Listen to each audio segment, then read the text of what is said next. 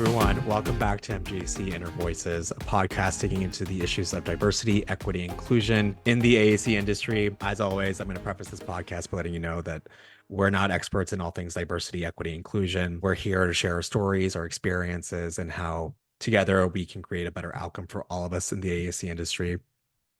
I'm Bryan Gamez, your podcast host. I'm back again in this chair. I'm a project manager at MGAC, working and living in Los Angeles. And today we're going to be talking to a senior director in the Los Angeles office. He hired me, actually, Mr. Casey Gordon. So I'm going to let you introduce yourself, Casey. Well, first of all, thank you, Bryan, and thank you for having me. Very excited to be a part of this podcast. My name's Casey Gordon, Senior Director, Los Angeles. I've been in the industry for roughly 29 years. Started my career practicing architecture for the first 10 years in New York. And then about almost 20 years ago, moved to Los Angeles and started working as a general contractor. Did that for a while and then transitioned to the owner side. So I worked on projects ranging anywhere from 2 million to $1 billion at this point in my career. And I've been lucky enough to have collaborated with extremely diverse groups of all types. So we really have a resourceful, talented guest today, Casey. But you know what's interesting about you is, and for our listeners who don't know you, we're pivoting our podcast today. You're actually a cisgender, white, heterosexual male in the industry. And so that's interesting because generally we've interviewed minorities and we thought it would be really interesting to speak to an ally. And so, Casey, tell me, like, why did you want to be on this podcast besides me asking you and, twisting your arm? Yeah, no. First of all, I'm a big fan. I really appreciate what you're doing. And I do have a strong belief in equality and equity. And, those things have to be included not only in our industry, but in our society. I've witnessed the positive impact of having diverse teams and an inclusive environment, especially when it comes to creativity and problem solving. And I do feel that it's a responsibility as a leader to advocate for DE&I values. So I aim to support the cause. And I'd like to amplify, the underrepresented voices, even though if I'm a cisgen male, I think the old adage is, really, I should probably be on this show. And that's why I do appreciate this is true inclusion, Yeah. Not to kill it, but I do aim to support the cause. I think you have to amplify people's underrepresented voices. And I think you've even said this, turn commitments into meaningful actions. Yeah, absolutely. And I think that's why I really appreciate you being on here because, you're not actually the only white male that we've had on the podcast before. We actually interviewed two principals from Chromatic, a leading lighting design firm here in Los Angeles, with Lauren Dandridge, who used to be one of my college professors. She's this fabulous Black woman and her partner. And it's great to talk about how your decisions and allyship help propel the industry forward. So, and you talked about you really support diversity, and we have a really diverse team in the LA office. We do. I have to say, I really enjoy working with Casey. I enjoy working at MGAC. I'm not saying, and these are genuine compliments, Casey. I'm smiling. I am. I'm happy to hear that. I don't, for my listeners, I do not just give out compliments. I really feel like I can come and show up to work and be my authentic self, which is something that we're really striving to do internally. So we'll get to that point. But I want to start with where you started off in the industry and what's the change been like over the decades? Because you said you've been doing this for 29 years. By the way, Casey doesn't look like he's been in the industry for 29 years. Well, I feel like it. So you started your career in New York City. You're from Oklahoma. I am from Oklahoma. Yeah. And I knew right out of architecture school that I wanted to move to New York. That's really where all the opportunity was. And I was very excited to go test my mettle, as they say. I went there. It was great. And I would say one of the things, in reference to what we're talking about here today, one of the things that has always stuck with me, and even back then, is in the 90s, there wasn't DE&I. As a matter of fact, in the 90s, things were openly, especially even in New York, like, it was tough. It was a tough world. It was also a recession at the time. And so there were not a lot of jobs available. So you really had a lot of competition.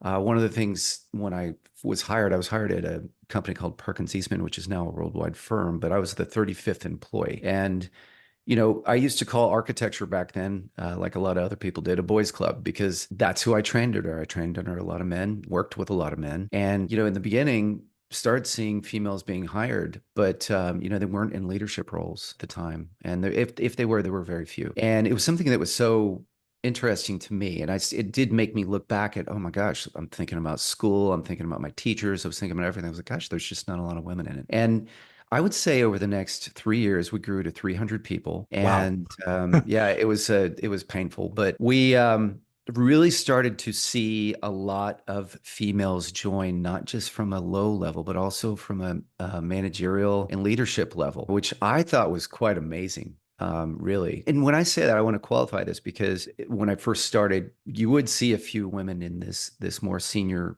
role, but they really were they had felt like they had to speak like men and act like men and be very, strong-willed and Yeah. maybe even a little bit aggressive. And by the end of that 3 to 6 years, the first time that I observed, you started seeing women that were more feminine, women that were leading with a feminine voice. And I have to admit, that was so nice to see, because I have 5 sisters. I came from a family with a lot of women in it. And let me tell you, I'm used to getting a lot of opinions. And I appreciate all of them. So Yeah. to see that happen, that was something that I, could really relate to. I was like, finally, we get a chance to see a woman be strong in these roles. And now, I mean, goodness gracious, I mean, 30 years later, it's really, you see, even at MGAC, there's, I think we have one of the highest statistics of females even in the construction industry. So Yeah.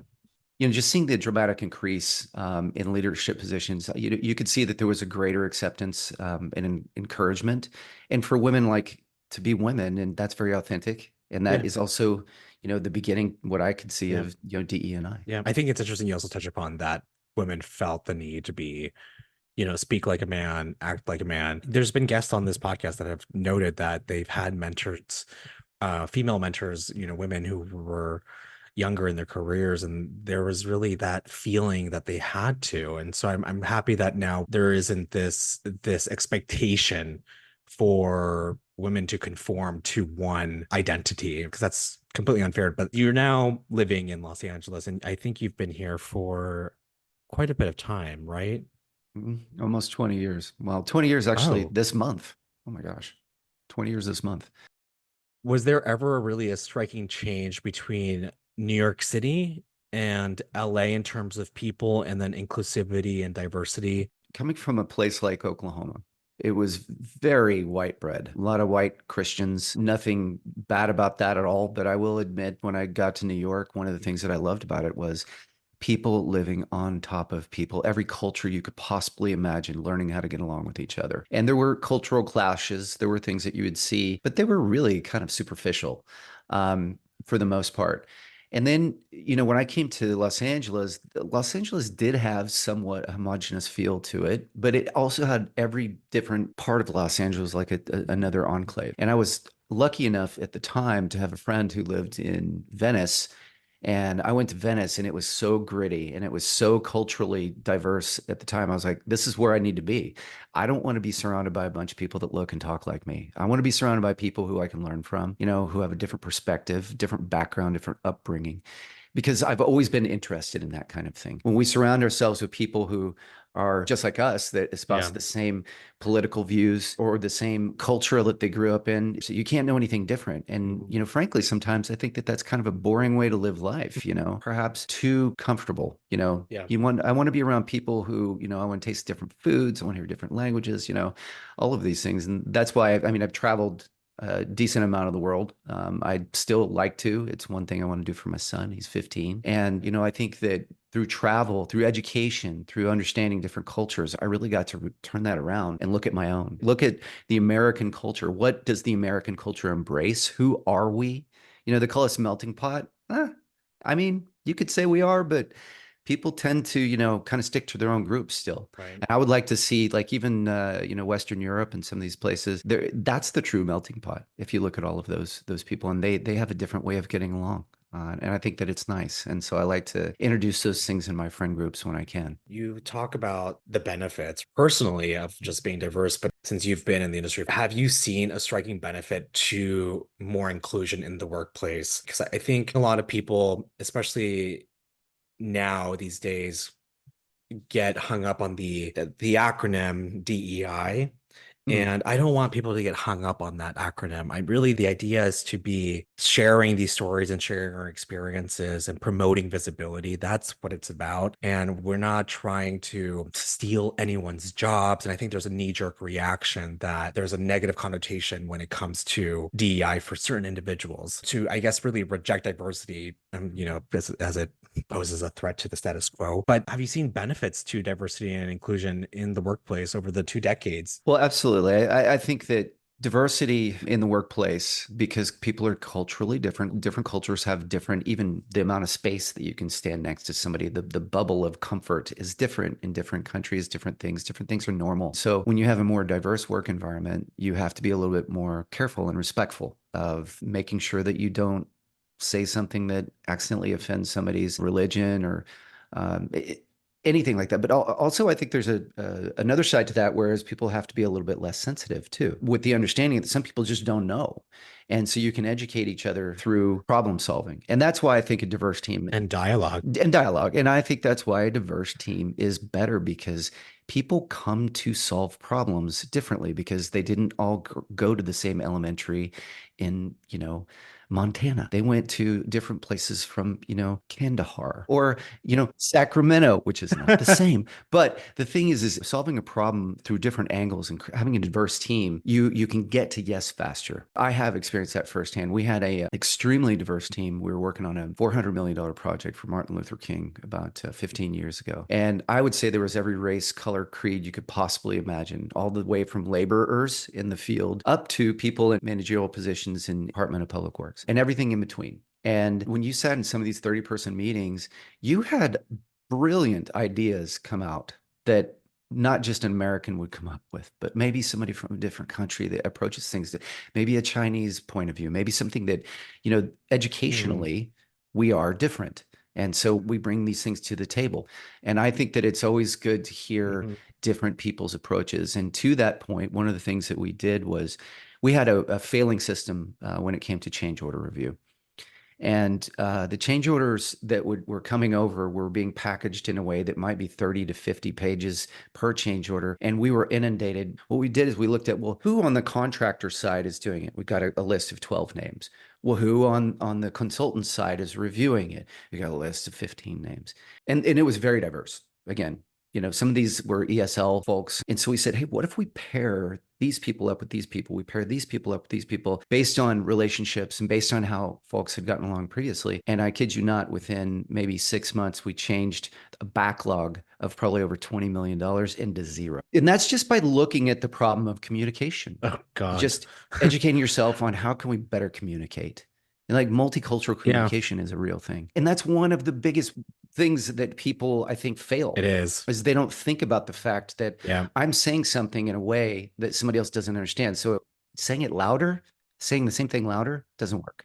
You got to say Yeah. it different, you know? Doesn't help. No, I know exactly what you mean. That's really interesting. That's a really interesting point, Casey, because I've never thought of it in that way. But it's interesting when there are other Latinos on site, like for me to bridge that communication is so important because it creates a better workflow. And it also establishes a better relationship. So I like that you guys did that on that project. I want to shift into some more interesting questions. As a senior director, how have you approached DEI in the workplace? Again, the acronym, which I don't like to really say in that way, but have you ever encountered blunt aggression to others? Have you ever had anyone that felt unsafe in the workplace? And how did you handle those situations? Because I think there's a lot of people in other companies that may be interested in that. As an ally, how do you listen? How do you take these stories in? And then how do you really make sure that someone feels comfortable? I love this question because I get to talk about this from a very high level point of view, which I had subscribed to, which I didn't even know at the time. I've always subscribed to a servant leadership philosophy. And it wasn't until maybe 5 years ago that we were talking about it, and he was many years my senior, and he's like, "Oh, you're a servant leader," and I was like, I don't even know what that is." He explained it to me, and then I went and looked at it. I was like, "Oh my gosh, I've been living by these tenets as a leader for years." And what the servant leadership philosophy really deals with is prioritizing the needs of the team and supporting their growth. So in other words, it's not militaristic, and you don't whip people telling them what to do. You don't try to force round things into square holes. And so By doing that, the first thing that you have to do is you have to really actively listen. And that's hard because a lot of people don't want to do it. A lot of people get into a leadership role and they think, no, no, it's my time to talk. And that's the wrong mindset. The right mindset is, you know what, we have a task. Here are the lists of things that we have to do. And we have client is this or that or the other. These are the hot buttons. Stay away from these things. These are the things that we need to do. And by listening to how other people approach it, I can support them from a leadership point of view, and I can guide them, and I can hear what they're doing, and I can watch them, and I can say, "Hey, let's nip and tuck this over here. Let's do it this way. Have you thought about it like this?" And I get to hear where they are with it, and that creates an environment that is very trusting and that's very caring. And I think those things, you have to build trust. You don't ever want to work with people that you can't trust.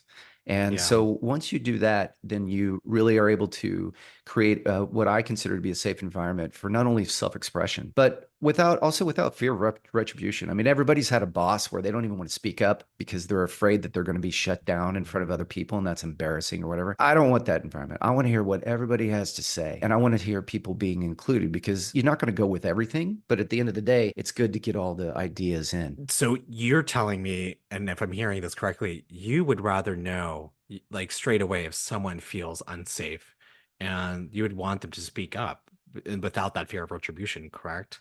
I'm more talking about the philosophy of how I Uh, like to lead. And I think that it does speak to that. If I could peel that back a little bit and get further into your question, ever encountering sexism or blunt aggression, if you create a trusting environment with the people that you manage and the jobs that you manage together, then you automatically have a safe environment for those things to be able mhm. to be discussed. And so I always would like to think that everybody that I work with understands that if you have a problem over the years, and I've worked with some of the folks that we were working with for 7, 8 years, maybe even more. And I know that anybody can pull me aside, take me into another room and say, "Hey, I have an issue." And I will say, "Well, are you safe?"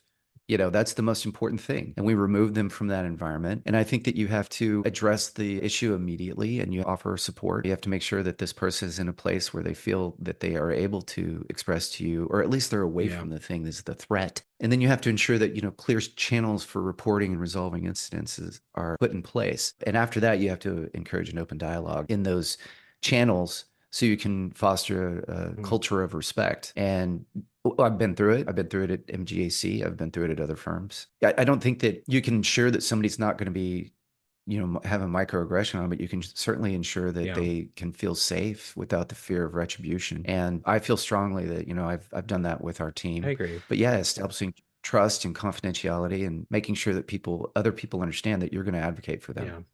I do have to say, I do feel safe at work, Casey. I think this job has made me feel like I can just show up and be 100% myself. And if I do have issues with them, and thank God we've never had issues with anyone at work. I love everyone we work with. We have We a have a really good good team. team, but We I do think have a good that team. starts with senior leadership. I mean, this podcast wouldn't be possible without the support of Mark. Thank you, Mark, our CEO, our president. And so he's such a huge advocate of this. And then again, to have someone like you, a senior director at that upper echelons of senior leadership, it really shows the amount of care that the company is taking to really make sure that everyone is showing up and doing their best, being their authentic selves, because that really is how we create great projects, a successful project, great teams. So I appreciate that. There's also sometimes I think people also want to know after those incidents, when they do happen, that the toxicity stays. And like, how do you navigate those waters? Has it been difficult for you to navigate those waters? I think it's always difficult because it is. It's like when you have a fight or somebody has a fight in a room and they leave the room and somebody else can walk in and feel it. It's weird. There's a couple of different things that have happened in my career. One is an external thing that has happened on other projects, meaning I've been in the field and general contracting is extremely stressful. So once you get a toxic environment in a general contractor, like on the subcontractor level, you got to sit down and you got to figure out who's causing it. How do we remove them from the Oh, yeah. project or allow them to fix it or be removed from the project? That is something that I've realized. If you don't know it, I don't identify that as soon as possible. You can have a project for 3 years that people hate their job They'll literally Yeah. quit. They don't want to come to work because you have somebody who's advocating for that project to fail. Similarly, when you have a person that is in your work environment, like meaning in MGAC, in the LA office, whatever it is, and that person is throwing a lot of toxicity around, that stays long after they're not in the room too. And so you do have to have that hard conversation and say, are you sure this is the right place for you? Because it sounds like you are not happy. What needs to change on your end? Because it's affecting other people. And listen, people have ups and downs Mhm. just like in life. It's like your spouse, your partner, whatever. You have a good month and you have a bad month and whatever. And you have to remember that with people at work too and, Yeah. and help them. And it's hard because you want to create these professional walls, but you also want to create an environment where you can say, hey, that doesn't work for Yeah. anyone else either. It's very tricky. Sometimes those people don't have the awareness that they're doing something. So I think it always takes another team member to speak up. And really, a lot of the stories that I've heard on this podcast, it sounds like a lot of those individuals who were toxic or would say things that were not, acceptable or appropriate at all, were just unaware. And I think once you identify it and then speak to them, it really is a catalyst for change. Because I think some of these have had happy endings where they're like, I didn't realize I was being inappropriate because no one else had ever called me out on it or whatever, had a discussion surrounding it. So I think those are really the proper channels to go through and talk, because some people really just are so ignorant and unaware. And I think that's what we're trying to do here, to create that visibility and promote a safe work environment. Have you ever faced clients that were uncomfortable with diversity, and how did you handle that? I think we've also talked about how you staff projects and qualify candidates, so we can talk about that here. I like that. I like the question because it allows me to really dive into something that I think is important, which is even when, I get a lot of resumes across my desk. A lot of the folks that even get them to me, they've been gate valve checked prior to getting to me by recruiting. And so usually if somebody's getting through to my desk, they're probably qualified. But qualifications are different, especially in different types of firms that you work for. You could be qualified to do a job, but are you client ready? There's all these things that Hmm. kind of weigh into it, right? Where are you in your career? What is your career path? What are your career goals? And very importantly, too, I can say that the team that we have in Los Angeles, and I think the team that also exists in different offices as well, those are specifically curated. You know this, Brian. Whenever I interview somebody who I think is good, I'll actually Yeah, start introducing them to the you folks do. prior to them getting to the next level to make sure that people are like, I've read the resume. I shook their hand. We spent 10 minutes talking. I like their style. They seem to be on brand, whatever it is. And those people come in all shapes, forms, colors, pronouns, you name it. And I like that. And everybody is very inclusive on that. So I think that, that's the beginning of the question, right? The end to the question was, yes, we did have a client one time, fairly recently, on a very high profile project. And this client was a very high profile individual. And we put a very qualified team in front of them. We didn't win the job at first because they thought we were too expensive. But when the other team fell down, we respectfully took the call and said, we'd be delighted to, take the project over. We did. The resumes were perfect for the fit, and that's what we try to do, not only for the team but also for the client. We only put resumes in front of them that have the appropriate background to build the type of job that they're going to build. If we have a biotech facility, we don't throw somebody at it that only does, high-end TIs. We look at people who are appropriate for that client's needs, and then we put them in front of them. And this particular client accepted the team, hadn't really met them in person yet, but accepted the team. And then later came to us with an issue because one of the people on the team was gay, openly gay, which, we promote, that's the authentic self thing. And we talked about it internally and we said, no, we're not going to remove this person. This person is qualified for the job. They're going to win everything that you need to for this particular project. And within a matter of months, this person that was on the client side, not only did they accept this person, but they actually became very friendly with this person in the sense that they wanted to recommend this person for other jobs. And I do believe that that was a transformation of this person's worldview. I do. It was simply exposure and education. And it's not like we had a Yeah. syllabus that we put in front of anybody. It was just literally exposure of our employee going to this job and showing not only do I work my butt off, but I care about your project. And I could say that all of our employees feel that way. I think they do. I really think they do. And I Yeah. think that's how we hire. And so that was a big win for us. I really appreciate you telling that story, Casey, because I think it shows MGAC's dedication to keeping a qualified candidate on a job and supporting them. I appreciate that, MGAC, stuck by this candidate and this person. And so that's an interesting story. And I'm really glad to hear that your client had that transformation because sometimes people really don't know, they've never met an openly gay person, an openly trans person or whatever. But once you do, it really just, there's a personal aspect of it that really, because you're working with these people for day to day, right? And whatever the project may be, you may have so much more face time with them than your own family, really. So, that really is the transformation that helps push this industry forward. And I'm glad that that individual changed. And it sounds like it was a happy ending.